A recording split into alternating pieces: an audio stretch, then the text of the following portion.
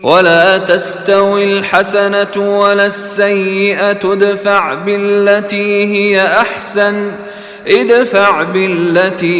أحسن فإذا الذي بينك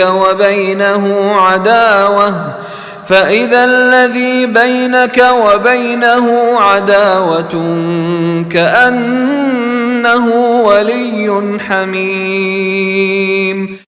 اور نیکی اور برائی برابر نہیں ہوتی. آپ برائی کو بطریق احسن ٹال دیجئے تو آپ دیکھیں گے کہ آپ اور جس آدمی کے درمیان عداوت ہے وہ آپ کا گہرا دوست بن جائے گا.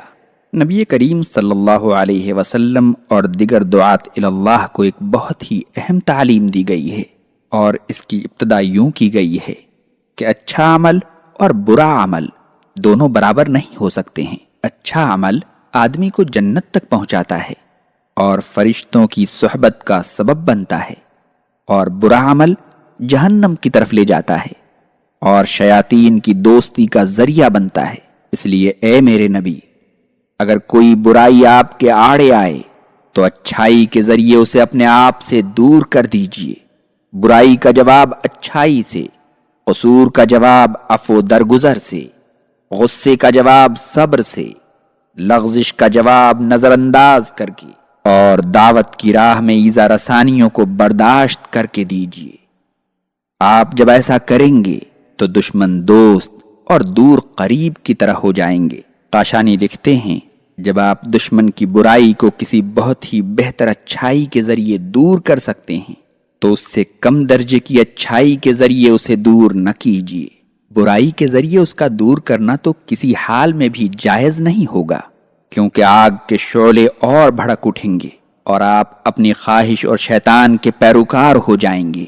وما يلقاها إلا الذين صبروا وما يلقاها إلا ذو حظ عظيم.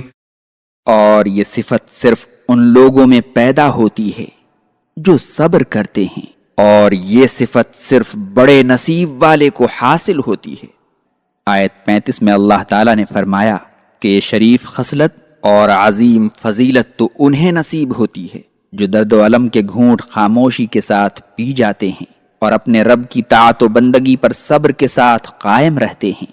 یہ رتبہ بلند تو اسے ملتا ہے جو اللہ کے نزدیک بڑا ہی سعادت مند ہوتا ہے.